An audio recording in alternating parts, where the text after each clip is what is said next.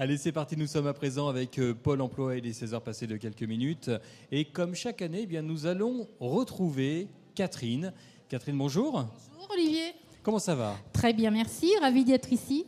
Eh bien, nous, on est ravis de te revoir puisque l'an dernier, tu avais commencé à nous parler de cette simulation de recrutement. Tout à fait. On était un petit peu entre deux eaux l'an dernier, parce que je me souviens, avec tes petits cubes, il fallait faire les plats, et c'était pour devenir restaurateur, je me souviens. Oui, tout à fait, c'était pour être cuisinier. Et là, je me suis dit, oups, qu'est-ce qu'on leur fait faire à ces jeunes? Et je me suis aperçu qu'avec le temps, depuis un an, eh bien, ce mode de recrutement par simulation a pris sa place véritablement dans l'emploi. Est-ce que tu peux nous en dire plus dans un premier temps? Donc aujourd'hui, c'est vrai qu'on est beaucoup toujours dans l'adaptation donc des demandeurs d'emploi, les adapter aux besoins des entreprises. Donc on a pour ça besoin de repérer leurs compétences, leurs habiletés. Donc c'est en ça que cette méthode est très accueillante aussi pour les demandeurs d'emploi, puisqu'il n'y a pas de discrimination. Toute personne qui veut tenter d'exercer d'un métier peut se présenter aux exercices MRS.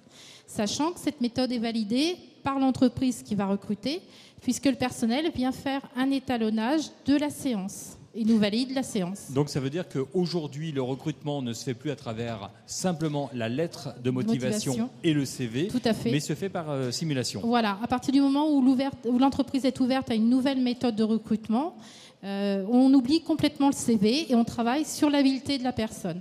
Alors nous avons deux personnes avec nous, donc Ludovic et Nicolas.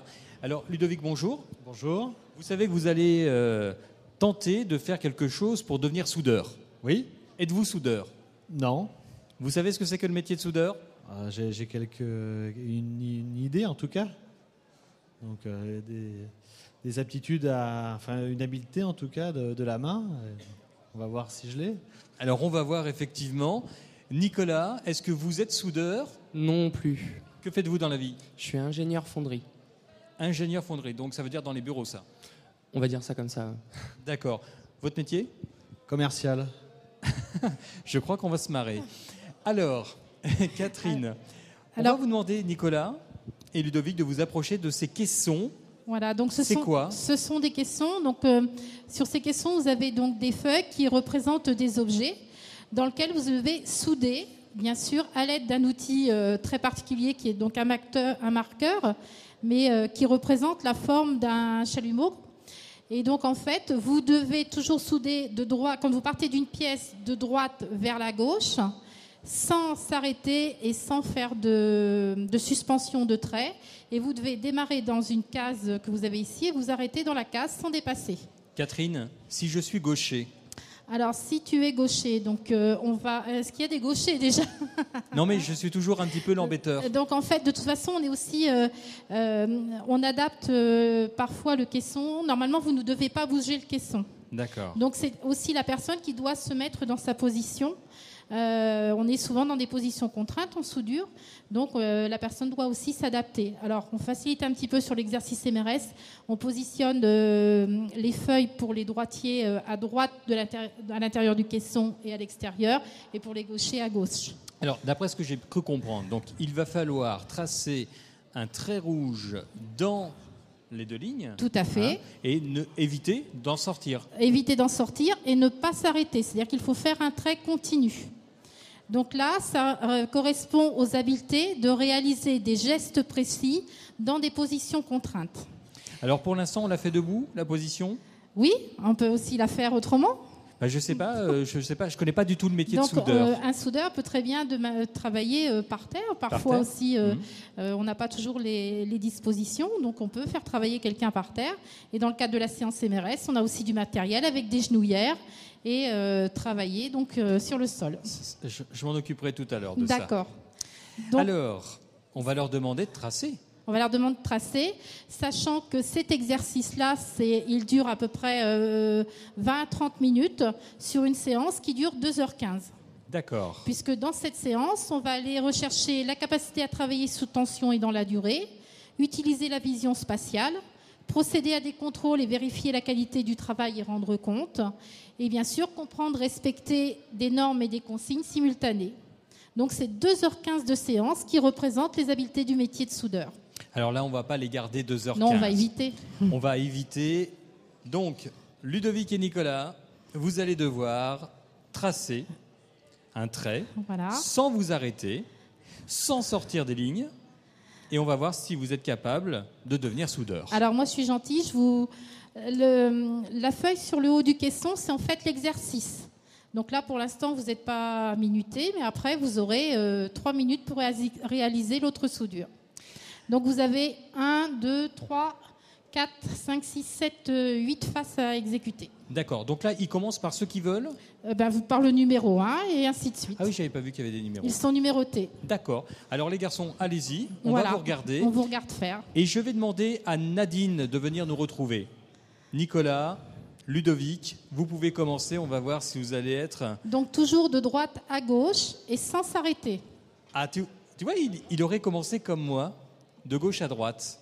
Moi là je vous dis de droite à gauche.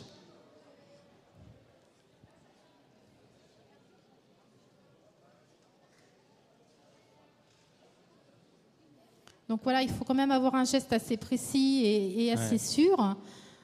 Donc je dis que c'est donc une séance qui est ouverte à toute personne, même s'il n'a jamais exercé le métier de soudeur. On va aller vérifier ses habiletés.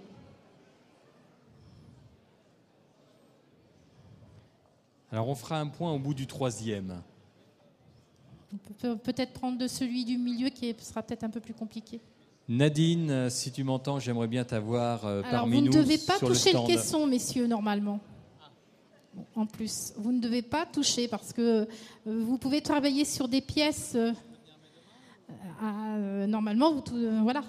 Non. Normalement, non. Simplement une main, Seulement nous une main. dit-on. Et vous ne devez pas toucher le caisson parce qu'il y a des pièces en aéronautique notamment qu'il ne faut pas toucher. Et donc, ni vous appuyez sur votre établi. Nadine, tu restes avec nous, on va avoir besoin de toi dans un instant. On va avoir besoin de toi, ma petite Nadine. Non, si, tu vas souder. Ah si. On t'a réservé le dernier caisson.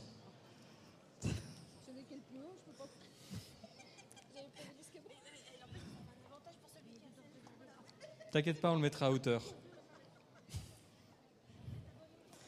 Donc, pour l'instant, l'exercice se passe. Alors, on a l'impression quand même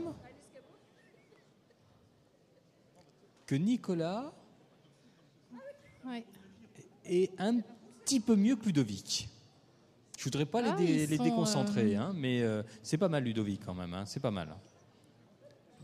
Donc vous allez tester et souder à l'intérieur maintenant de votre caisson, sans bouger le caisson. Ah oui, j'avais pas vu les dessins. Alors vous pouvez, non, sans toucher le caisson. Ah, sans toucher. Donc on est bien dans des positions contraintes. Qui est une position que l'on voit souvent en soudure. Oui, parce que c'est souvent sur les côtés. Tout à fait.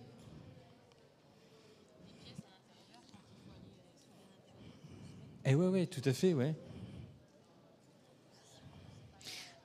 Donc dans cette méthode aussi, on va... À disposition de la pièce. Eh oui. Donc on va être aussi amené à vérifier l'acuité visuelle sur cet exercice soudure, puisque on sait quand on soude que la couleur de la flamme, bleu. Voilà, donc il faut vérifier aussi la température et de la pièce et de la flamme de la pièce qu'on soude et de la flamme qu'on utilise.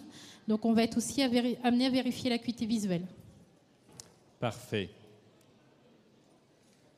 Alors pour l'instant, ils continuent. Ils sont très sérieux. Oui, moi je trouve que le travail sous tension là et dans la durée, ils sont pas trop mal. Leurs patrons doivent être là, c'est pour ça. Peut-être bien, peut-être bien.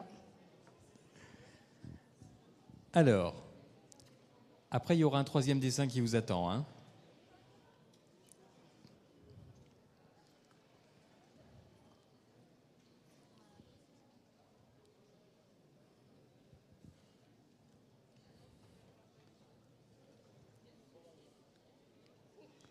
Donc on va arrêter pour vous Ludovic et on va attendre que Nicolas ait terminé. Mais c'est pas fini. Il faut reprendre le chalumeau. Alors, en fait, normalement, sur la séance MRS, vous devez aussi effectuer du contrôle. Donc ce qu'on fait, c'est que l'un va contrôler le travail de l'autre et après vous rendrez compte normalement à l'animateur de la séance. Alors, on va regarder maintenant le travail de Nicolas et de Ludovic. Alors, comment, Catherine, tu fais pour justement voir ce qui est bon de ce qui n'est pas bon? Quels sont les critères? En fait, on vérifie que la personne n'a pas débordé en fait, à l'extérieur, que son trait est bien régulier, ou le plus régulier possible. Là, par exemple, on voit que le point n'est pas bon, puisqu'il est rentré sur la partie grisée. Là, il n'est pas resté non plus dans sa limite. Et là, il n'a pas été jusqu'au bout tout à fait de la case. Ludovic. Désolé. Voilà. Et donc l'animateur qui observe aussi s'il y a eu des reprises. Parce qu'en fait, on verrait au moment où il a levé son stylo et il l'a reposé, il ne serait pas tout à fait en ligne. Et donc, on enlève des points à chaque fois qu'on voit une erreur. Alors, si là, il y avait une note à donner, par exemple. Là, je ne peux pas te la donner parce que l'exercice n'est pas complet terminé. et pas terminé, non. D'accord. Mais après, donc, il se contrôle. Ce serait un bon soudeur? À dire que ce serait un bon soudeur, disons qu'il a quelques aptitudes quand même à la soudure, peut-être. Ludovic. Mais ceci, c'était une toute petite partie de l'exercice. On va regarder Nicolas. Alors Nicolas, c'est pas mal non plus. Il a fait des tentatives de bien remplir donc ces parties, les parties qui ne sont pas grisées, de rester bien à l'intérieur. Il n'a pas trop dépassé, donc c'est pareil. On pourrait peut-être valider une partie de l'exercice. Alors un petit mot, Nicolas. Je vais rester dans la fonderie. Comme Nadine qui va rester dans le commerce.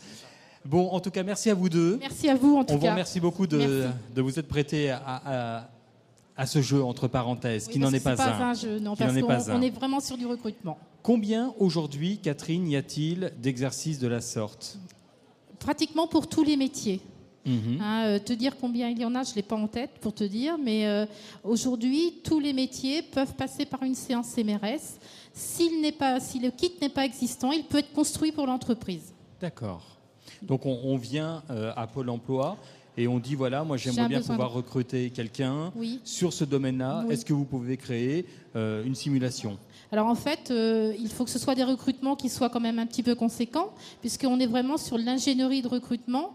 Moi je dirais que quelque part on est un service prépayé, donc ça paraît gratuit pour l'entreprise, mais derrière c'est un coût, puisque y a le coût de construction, il y a le temps d'aller faire l'analyse de poste, il y a le temps des convocations, des exercices et de la correction, parce que là, pour 2 heures d'exercice, c'est autant pour le conseiller qui anime de correction en termes de temps. D'accord. Et après, c'est rendre compte à l'entreprise de la liste des personnes qui ont été validées. L'entreprise va faire ses entretiens de recrutement et de motivation. Donc, on est vraiment sur de l'ingénierie de recrutement. Eh bien écoute Catherine, merci beaucoup. On rappelle que le stand Pôle emploi se trouve juste en face de l'entrée, très facile, le stand 47, voilà. Et que vous pouvez aller vous initier justement à ce mode de soudure. On se retrouve dans quelques instants pour découvrir d'autres stands.